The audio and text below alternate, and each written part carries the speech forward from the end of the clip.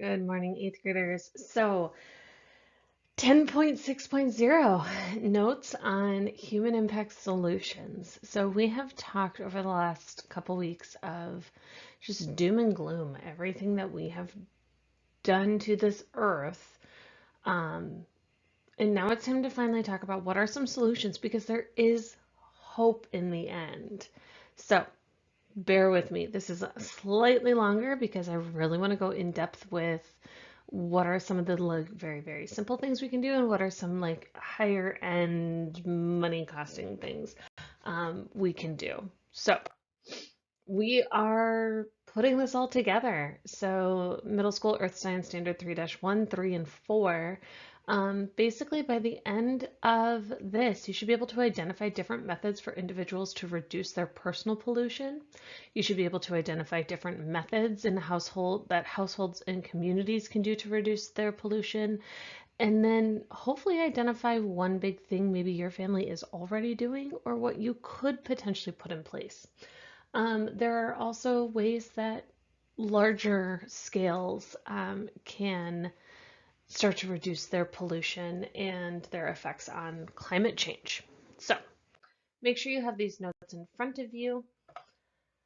We are going to start with, I think it's 8 minutes, um, about how can we save our planet. David Attenborough is the one who voices this over. So I want you to take a peek at that. And for the most part, that is whole group. So make sure that whatever time you use it wisely, and then remember your champ's expectations as we move through with the rest of our independent notes. So be on point, please. So we know that one of the ways that we have started to impact our planet is through overmining.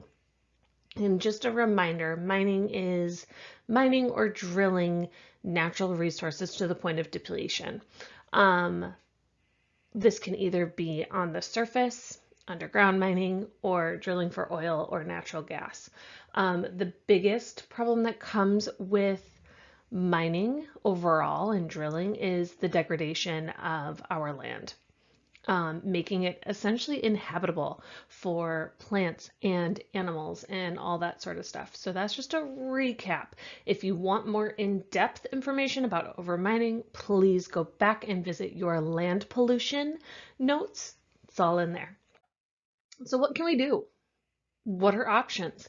Um, we can look into sustainable mining practices. We know that like not using fossil fuels and things like that is just really not an option at this point in time. So if we are going to mine, we should do it sustainably. This tends to come with a larger price tag because it takes a lot more effort to mine sustainably. So first of all, first thing we can do is shut down illegal mining operations. So essentially, this is the people who are stealing copper. Like, that's the thing that comes to my mind. The people who are stealing copper, the ones who are going into mines that have been shut down or maybe not shut down, and taking the mineral or ore from there and just obtaining this product in a not so legal way. Okay. That rehabilitating legitimate mining sites. We have plenty of mining sites that have not been depleted of their resources. So it's kind of like the idea of use what's already been done. So we already have mining sites that have kind of destroyed the environment and things like that. So let's go and continue to use those ones up before we start to just dig for more mines and things like that. This one is probably my favorite, identifying that mining is going to happen, but we can at least do it in an eco-friendly way. So using electric powered equipment, leveraging renewable energy sources rather than the fossil fuels and things that we are using. There's actually a lot of water that goes into mining, so making sure that we are recycling our water and treating our water that's already going through mines so that we can use it a couple more times and not just the once. Um, Things like that. If you think of people who are cutting tile, so stone, they have to use a water saw. So at what point in time can we filter out all of the larger chunks and debris that can then clog filters and things like that, but still use the impure and polluted water to cut a couple more, that sort of a thing. And yeah, you can get electric powered tractors and drillers and things like that. Like it's not impossible anymore. Um, this is like legitimately my like the idea of like eco-friendly equipment is just silly in my brain, but it also like kind of makes sense. The one that I absolutely love the most is ensuring that surrounding communities are also prospering. A lot of mining communities aren't doing well because like you have people just coming and working and then they leave. And then they leave this degraded land that the community has to somehow clean up. So making sure that our community is prosperous as well. So ensuring that we are, when we have open mine sites going, that we encourage them to go and visit the towns and communities that surround it to help them gain income. You like shop locally, like go out to eat in those communities, things like that. So essentially taking the money from the mine and applying it into the communities, but then also getting them to a point where when the miners leave and the mine shuts down, we're not leaving them a giant mess to have to clean up.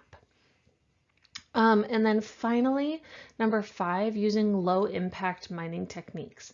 There are ways for us to mine in a way that is doing the least amount of damage. There are 3 different low impact techniques that can be used. The Winsutu, I'm assuming it's somebody's last names combined, which is the idea of drilling into mining into the earth, removing the minerals within the earth, so essentially doing a processing, but leaving the rest of the ore behind. So we're not taking ore out, bringing it somewhere else to then just be scattered everywhere. But rather we take what we need and we do all the heavy lifting essentially in the mine itself, leaving the ore behind to where you're filling in the gaps with what was there. So there's that. Number 2 would be selective mining. So extracting only the high grade materials that you are looking for and leaving the lower grade behind. A lot of mining companies go in searching for something big like metals and all of this, but also taking out other minerals along the way so that it is kind of like a 2 birds, 1 stone situation, but by taking out every single mineral, we are just adding to the degradation of the soil. We're taking away the nutrients. We're taking away everything from it versus only taking what we originally went in for and leaving everything else behind so that we're only kind of taking away one problem, not all of them. And then finally, solution mining. So solution mining is by using physics in a sense. You pour a water or brine mixture into mining shafts that essentially dissolve those softer minerals. So if you're looking for more of that halite sort of a thing,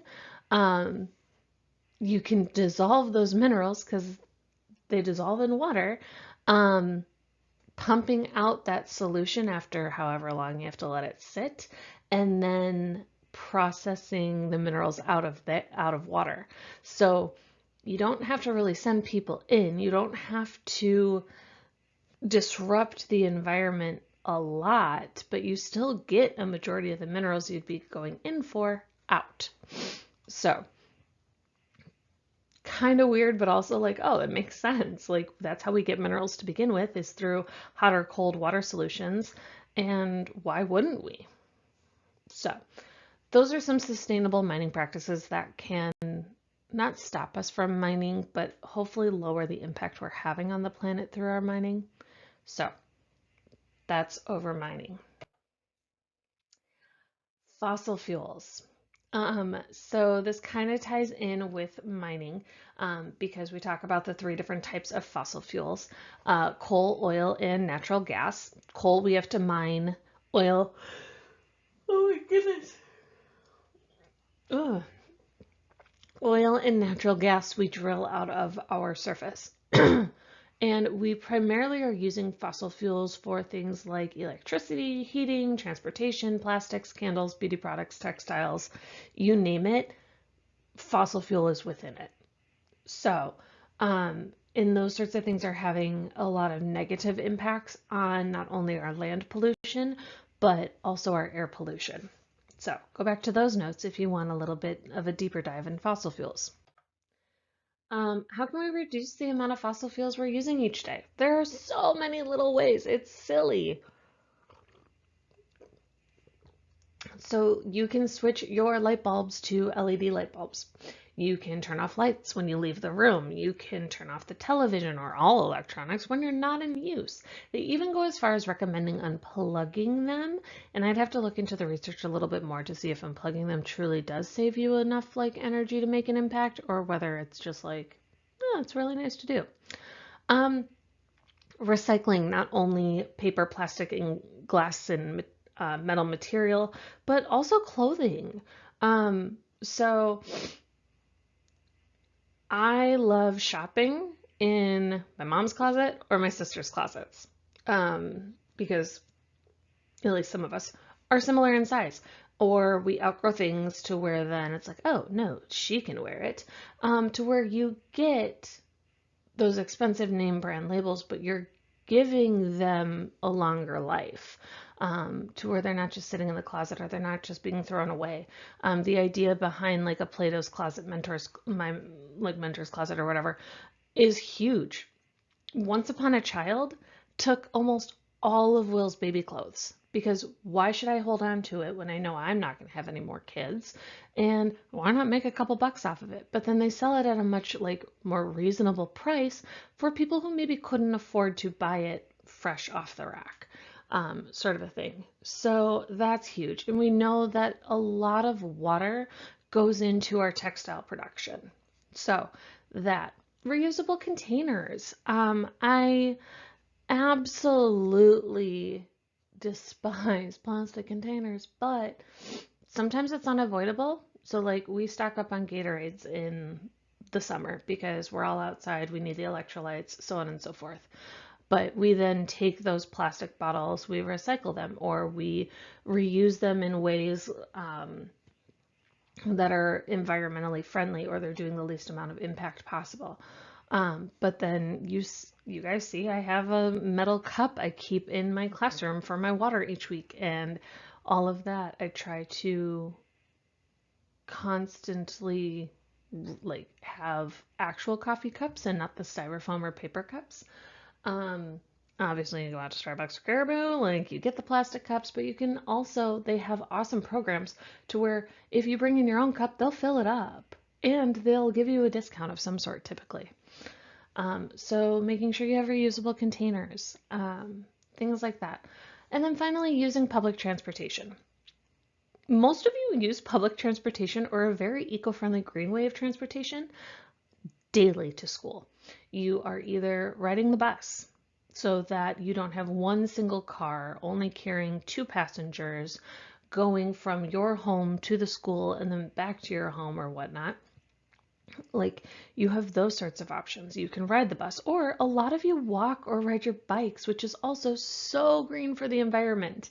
It is amazing. So there are those options that you can do as an individual. Now, granted, our public transportation up here is not as great as, say, in a larger city, but there are options. Ubers are an option, but more so like the Uber shares. That, and then just taking the school bus instead of forcing your grown-ups to bring you to school for them to just go back home, that sort of a thing. Now, there are big ticket choices as far as fossil fuel usage that we can choose instead. So Energy Star appliances. If you go to your appliances and they're newish, like within the last, I think, 5 or 6 years, they probably have this blue label on them. So Energy Star, it uses less energy to do the job that it needs to do. So that doing glasses instead of soft contact lenses, and I am just as guilty as that. I hate wearing my glasses. Um, but soft contact lenses are made out of fossil fuels because they're plastic and they don't degrade. If you've ever like taken your contacts out and set them on the counter, the next day they may shrivel up, but they don't like break apart. And like that's their job, but they're not great for the environment. That investing in solar or wind energy, solar panels on homes, or investing in the solar panel programs that electric companies offer and things like that. Wind power, so that. And then finally, yeah, you could do electric modes of transportation. Your family could invest in some sort of EV. I'm not saying one specific brand, that's just the picture I have. But so many different companies, even when I started teaching this, so many more companies have come out and created some sort of electric vehicle option. And in not just like a little car, because I don't want a little car up here in North Dakota. I want a larger SUV, mainly for the winter. But they have those options and even up to trucks now. It's it's extraordinary to think how far we've come even in just the couple of years I've been teaching this unit. So there are those big ticket choices. Okay, let's remember, what is air pollution again? Remember, it is when you have dust and debris and pollen and nonsense in the air that we breathe. Okay, and typically we are getting these pollutions from car emissions, factories, dust, pollen, mold spores. So we have those natural sorts of air pollutants that just are unavoidable, but then we have those more avoidable ones. And our biggest issue is just adding greenhouse gases to what is already a very warm planet and creating just that heat exchange or that lack of heat exchange. So air pollution, if you have any questions about that or want a deeper dive, jump over to our air pollution notes and they'll go more in depth. So, how can we reduce our air pollution?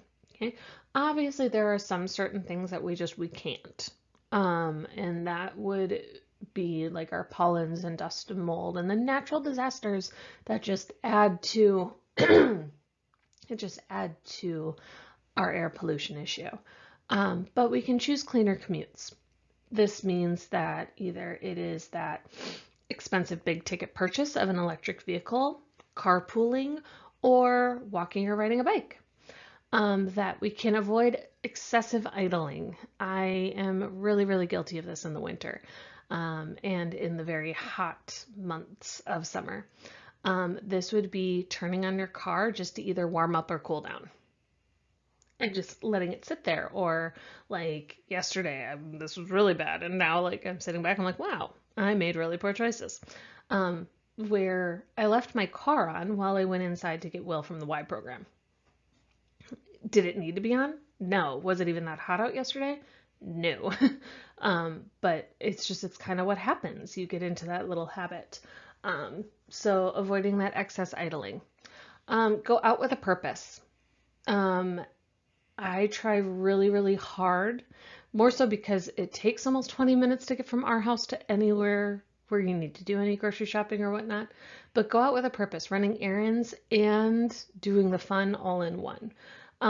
So coming up with a plan to where you're kind of making your loop between what stores you need to hit and how do you get back home, all like with a purpose. I know like a lot of grown-ups will drop you off at whatever sporting event you have, practice, whatnot, go run errands, and then by the time they're done running errands, you need to be picked up again. Okay, there are those sorts of things. So don't just go out to go out. Go out with that idea of I'm going to do this and this in the meanwhile, this is happening or whatever. So that. And then finally, telecommunications. This was something we didn't even realize was an option until shutdown. So telecommunications using things like Teams or Zoom or FaceTime, like instead of like having to go into the school at 6 o'clock in the evening for this, that, or the other committee meetings, maybe they offer a Teams, Zoom, or FaceTime option so that you're not wasting the fossil fuels and the gas to drive from your home to the school when you all are just talking. So maybe that you can do it virtually as well. We're doing that a lot more these days, especially with like our learning and our professional development. We're teamsing in with different people so that we're not spending the money or the natural resources to fly someone in or to fly other people there. We're able to get the same sort of experience through an online call. So that's always a great option. Now, we need to remember, this was one thing we started kind of looking at with our weather logs, but we need to remember that there is a safe, oh my goodness, oh, I hate every time I yawn, I apologize. There is a safe air quality and an unsafe air quality for everybody. To where when we do have heavy pollutant days, which we will be experiencing more than likely in the summer, because wildfires happen. And the way that our jet streams and our wind belts work is it tends to carry a lot of the soot and stuff like that all the way over to us. So be careful that you are watching your air quality index before you go outside, especially for extended periods of times. Just because like I remember last summer working out in the yard and we were in that orange unhealthy for sensitive groups. And I have a very slight heart murmur and I could feel like just getting icky and dry, like, ugh, because with that much pollutants in the air, it makes your lungs work a little bit harder and then your heart has to work a little bit harder. So it's not safe. And then make sure, especially once it hits that unhealthy and very unhealthy range, that you're not going outside to play, that you are not going outside even unmasked. Masking is not just for communicable diseases, but also just to keep all of that nonsense out. It essentially filters out all the pollutants and only lets the air come through. So that we don't need anyone getting sick by just going outside during high pollution days. So make sure you're watching your air quality index throughout the summer, especially if you look outside and you're like, it looks a little hazier than it should. Or there's that weird like orangey glow to the sky. It's not usually good. So notable water pollutants and causes. So we are well aware through our water pollution notes that there are many different ways that water can be polluted. So we have pesticides, fertilizers, landfill runoff, septic tank failure, farm waste, chemical or oil spills, debris blowing into the water from like inland, natural disasters, and municipal discharge. So many more ways we can pollute our water, it feels like. If you want a little bit more of an in-depth review of that, head over to our water pollution notes. So what can you do? There are quite a few things here within your home that you can do to reduce the possible risk of water pollution. So don't pour things down the drain that shouldn't be poured down the drain. So things like fats from cooking, household chemicals or cleaning agents, pills, liquids, or powdered medications or drugs, things like those are not good for either A, if you have a septic tank, it throws off the whole ecosystem that's in there. But also B, it can clog and cause major um, water pipe damage to where, God forbid, there's some sort of a like break or whatever within your water lines and things like that. Two, avoid using your toilets as a wastebasket. It is not a wastebasket. Any hygiene products, tissues, things like that should be thrown in the garbage, not into your toilet. And then finally, outside of your home, minimizing your use of pesticides, herbicides, and fertilizers. So yes, we don't want bugs in our home, so typically we put some sort of pesticides around our home, spraying the doors with Orex or whatever it is, things like that. Just be careful with that. Herbicides as well, because you might be trying to get rid of things like sticker bushes or crabgrass or whatever, but that could cause more damage to the environment. And then finally, fertilizers. So the ways to make your lawn more green and lush that can have a negative effect on other more native plants. So watch those sorts of things. Plastics. So plastics kind of sort of fall both in land pollution and water pollution, just because obviously plastics don't degrade very well. It takes over 400 years for them to degrade, to where if they're just scattered about our land, it makes them dirty in that way. Water pollution, for whatever reason, plastic loves to end up in our waterways, and things like that. So what can you do to reduce your plastic? Seriously, I don't know why I get on here and I start yawning. But you can wean yourself off of disposable plastics. So carrying a mug with you in your car or whatever, if you might be going to a coffee shop. Buying products that are wrapped more so in recyclable papers and things like that rather than single-use plastics. So that stop buying single-use water bottles. I hate that we have those here in the school. Bring your own water bottle, like, and then just fill it up. We have water bottle filling stations. It's amazing. Cook more, eat out less. You don't have the takeaway containers then that go with it and all that kind of stuff. Purchase items secondhand. A lot of plastic goes into our clothing these days, to where if you can buy your clothes secondhand, you're at least giving that plastic product a little bit of a longer life. Recycle appropriately. Oh my God. Ugh. Recycle appropriately. So making sure that you are throwing what you can in the recycling bin, not just, I'm going to throw this here. Making sure if you need to rinse out the recyclable, that you rinse it out. Things like that. I know it's a little bit more, but it stinks. Support a bag tax or do your own bags when you go grocery shopping. So a lot of other states have started bag taxes, to where I think in the state of Illinois, it's like a 10% tax if you have to use their plastic bags added on. And that would almost be detrimental to us here in North Dakota, because we already have a very high tax on most like goods that we purchase. It's 7.5%. It's really high when you think about it. So supporting bag tax, Aldi's does this. Costco does this. They don't provide you with bags. You have to purchase the bags if you didn't bring your own reusable bags. Things like that. It's really nice in the fact of it is supporting the idea of less plastic pollution.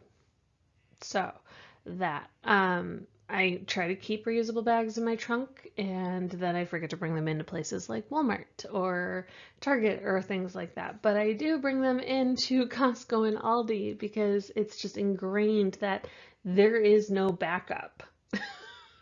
If I don't have a bag, I am carrying everything myself. I love that Costco does, like, you can use their cardboard boxes to bring things out, because that's another really great recyclable product that we could use again. I use cardboard to fill the bottom of my garden beds, as like a weed prevention system, things like that. So there are those options to reduce your plastic. What is deforestation? If you want a more in-depth conversation about this, this would be in our land pollution. Oh my God. In our land pollution note. So it's the permanent removal of trees to make room for things that are not forests. So taking away trees so that we have land to build on and things like that. So how can we reduce deforestation? Well, first, sorry, trying to prevent myself from yawning. Um, we can plant trees whenever we're able to. I hate that I live on this acre lot and we have yet, well, no, we placed our 5 pine trees. We have our 5 pine trees, but I want a tree over here in this corner. Just the way they put like the utilities and things just irritate me. Anyway, so plant a tree whenever you can. If you have your own home, like plant a new baby tree. It is so fun to kind of like watch it. Things like that. We have pictures of my little sisters in front of our pine trees back home and how itty bitty the pine trees were. And now they are being topped because they have reached the electric lines. So things like that. Go paperless at home or in the office or at school, or Miss G eventually will get to that point where she's not making a million copies each day. But then if you do have any paper product, make sure that you are recycling it appropriately. Buy recycled whenever possible. Will needed disposable bowls for an ice cream party they're having the last week of school, and I was able to find compostable bowls, meaning that like the paper bowls themselves won't take nearly as long because all paper products that we use for like eating and things like that have this thin layer of plastic over it so that obviously it doesn't leak through. But I bought compostable bowls to where they should degrade at a quicker rate than typical plastic and things like that. Support companies that are committed to reducing deforestation, planting what they use. There's a lot of companies that are using this sort of platform to help boost their image a little bit. And it's even better when they follow through. Similar to like, so you guys all make fun of me, but I wear Toms every day because I find them comfortable and they're cute. But Tom's has a program where if you buy a pair of shoes, they are also donating a pair of shoes to someone in need. That's a great company like platform. Why would I not buy myself a pair of shoes I know I'm comfortable in, but also then support somebody else? So there are companies that do things like that, but with replanting forests for like their future use, and all of that sort of things. So, and then finally, buy what you need or will use. Don't buy the nonsense that eventually just sits in the corner or in a closet of your home one day. Just buy what you need. Now that's a lot easier said than done. We are in a consumer-based like society, but those sorts of things are options. Yeah, there's a lot you can do to reduce deforestation. Buying a home that is not a brand new construction. Um, Things like that. Buying the fixer upper. Like, yes, if you don't have the drive or energy to do that, I get it. That's me. But buying the house that is already there, has already used product and things like that versus expanding and adding to it. Like, shy away from moving to areas that still need to be developed, because we're just then giving all of these companies the reason to continue to take down trees, and things like that. So that's how you can reduce your deforestation effects. Overhunting. Hunting wildlife to the point of endangerment or extinction. This, if you want a little bit more of an in-depth conversation about, is within our overpopulation notes. And it's basically like just hunting or fishing to the point where they're not really able to keep up with the population demand, and it takes way too long to reproduce compared to how quickly we are using them and their products. So, overhunting. What can we do about it? Follow hunting regulations. We can hunt deer. It's not that big of a deal up here because we have the population to support that. But ensuring that we are meeting the hunting laws. When you get a tag for a buck, make sure you're just getting a buck. I don't think they have tags for does. I don't hunt. But not hunting like the females that can reproduce still, or the young fawns that are still in the process of maturing that can then add to the population one day. Things like that. Follow your hunting regulations. They're not saying don't hunt, they're just saying hunt smartly. Okay? Eliminate economic support for overhunting. So the consumer demand drives products to where economic support has a powerful influence over our marketplace varieties. So if we have a shortage of chickens right now, maybe we switch from chicken breasts and thighs and things like that that we typically purchase, and we go towards something like quail, duck, goose, turkey, things like that, like other poultry sort of products. And I know that they all taste different.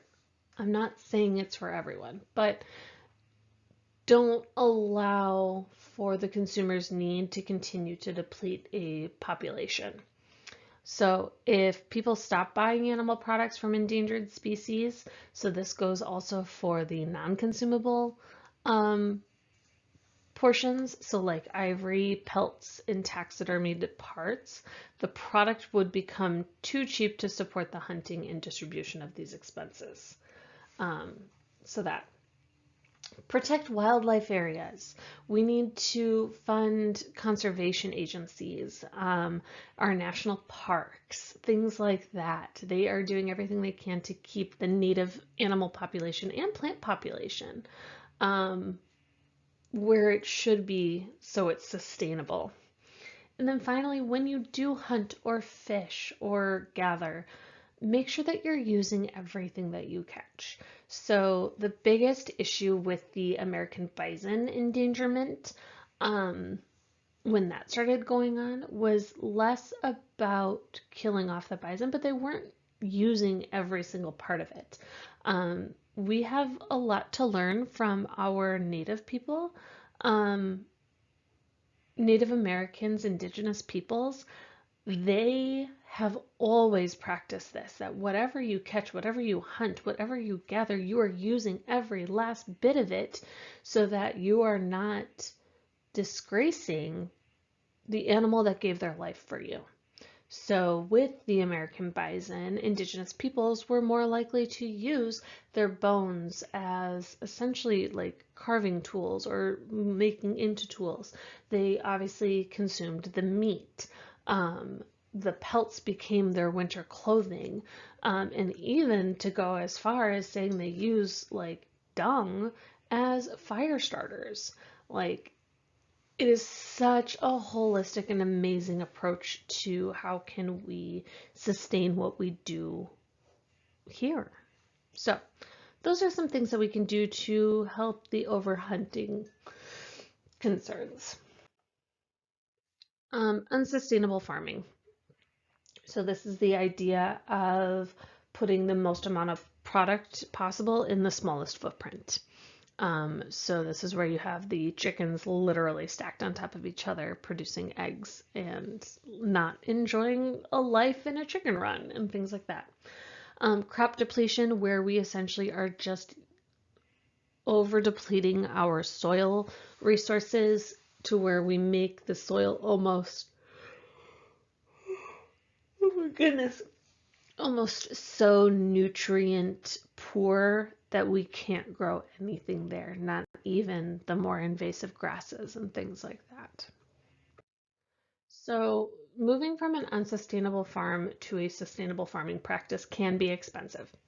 Um, but if a company is dedicated to some of these practices, it will allow them to thrive versus just try to survive in the times that may be coming. So, these 7 practices include regenerative practices or nature-based solutions. So this is the idea of building soil health and increasing biodiversity, and increasing the capacity of an ecosystem. So instead of just planting one specific crop in a field, you have partner crops. One that is maybe nitrogen rich versus one that's nitrogen poor, to where you are trying to keep that balance of how much nitrogen is being placed into our soil versus being taken out of our soil by our crops. Things like that. Ms. Clark is in the process of developing her home garden, and I want to do so as well this summer. But she did a lot of research into what plants just work best with one another, that one gives off the nutrients that the other needs and vice versa. And you can even go as far as creating natural pesticides by planting specific plants together. So things like that. So that is regenerative practices and nature-based solutions. Then we have the integrated pest management, which is essentially just big fancy words for like biological controls or crop rotations that use a resistant variety and cultural practice. So what it is it is using specific crops that we know are resistant to certain infestations, like certain types of beetles or flies or whatever, to where we essentially eliminate that pest population because we're not giving them the food to be able to be like, I'm staying. So that sort of a thing. Next would be agroforestry. I thought this was such a cool term. So adding trees and shrubs into our agricultural landscape, bringing in possible timber and fruit and non-timber forest products to a farm. So adding in bushes just for like a sort of windbreak to where we're not going to have a lot of that soil erosion. Making sure that you are adding in some sort of tree every once in a while within your farmland, because they help kind of bring up more of that excess water from deeper within the soil. So it's just using trees and bushes to your advantage. Number 4, reducing vulnerability and improving adaptation or adaptive capacity. Don't just plant one type of plant in a field, because if a certain pest or disease goes through that field, it is wiping out every single type of that crop. So that was one thing when we were choosing our trees for our home, and what we'll also continue to look into in the future is we don't want to have just one type of tree, because God forbid some sort of pest or mold or whatever moves through and it particularly loves that type of tree, all those trees are gone. You don't have that biodiversity of some being resistant versus others not, sort of a thing. So make sure that you have that. Make sure you have that differentiation in your plants. Circularity in agriculture. So essentially creating this like closed loop or this never-ending cycle within your area, to reduce water and water waste, recycling nutrients and regenerating natural resources. So one of the things you can do is like composting. whatever I grow here, whatever remnants remain afterwards, whether it's a stem or seeds or just a rotted portion or whatever, it can go into a compost, which then eventually breaks down and turns into very nutrient rich fertilizer for your garden. So you can do that. You can do crop covering, which is essentially just planting specific plants in an area where you maybe have low or high soil erosion. So essentially just covering it to ensure that you don't lose your soil. That and then livestock crop systems. So essentially figuring out if you can have livestock, cows, pigs, sheep, whatever, in the same area as crops, to keep that from like wasting your space because you have cows over here, corn over here, chickens over there, whatever. Okay. And then the last two are just ways of the future. So digital agricultural solutions for supply chains. So essentially, this is just technologies that farms can be able to use to ensure that you're not wasting your product, that it's getting out to who it needs to get out to and in the most time effective way. So that is wild to me. And then finally, predictability through innovating agricultural technologies or agro-technologies.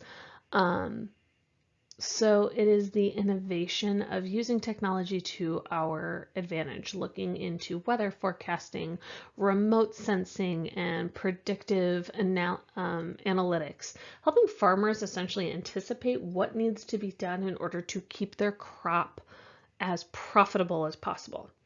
We have the technologies. Now it's just adapting it into this situation to let you know, hey, we need to do something. I do highly suggest, no matter who you are, going and watching the Can We Make a Perfect Farm TED Talk that I linked in the video notes. It was really cool to see like where we could go with all of this, and it makes me very excited for the future possibilities you have for careers in agriculture, because that is our world up here, is agriculture. So finally, the overpopulation concerns. So again, if you need a like more in-depth recap of this, please feel free to revisit our overpopulation notes. But remember that the biggest concern with our overpopulation is reaching our carrying capacity, or the amount of humans that we can support within a specific region. So that's what's kind of going on. That's the concern. So let's talk about ways that we can hopefully help alleviate some of that concern. So the best way to decrease overpopulation is literally just through education. So educating the masses, making sure that everybody has access to the most appropriate education for them. Maybe just to help them understand like what their options are, things like that. Access to family planning sorts of things. Yeah, so that. And then finally, better education for young women. Not necessarily here in the United States do we have a lot of these issues, because we provide a free and appropriate education to all. But in other countries, they frown upon women becoming more intelligent. They frown upon women leaving the home to go better themselves, not just the house. Things like that. So entrenching gender norms don't allow girls to then have this sense of voice and choice, to where in some areas they are believed to just be baby makers, just adding to that overpopulation issue in the end. So making sure that everybody is as well educated as possible so that they can feel like they have a voice and choice in their family planning, sort of a thing. Um, so no, this does not call for a purge. This does not call for people to be limited to how large of a family they want in the future, how they go about all of that. This is just how do we make the next generation make better choices to where hopefully we start seeing a turnaround in everything in our world. So knowing all of the little things and the really big things, going through this entire year focusing on how the earth has essentially tried to kill off the human population to where now we are the ones in control and essentially determining the future of the earth. What are the things that we can do as individuals? What are things that we can do as families? What are the things that we can do, hopefully on a larger scale eventually, to hopefully pause the effects that we're having? How is it that we can make a better earth for you guys when you get older or for your children to come? Or the children to come, not just, yeah, you guys know what I mean. So, things like that. So, what are our next steps? What do we need to do? How can we support one another? How can we support our earth?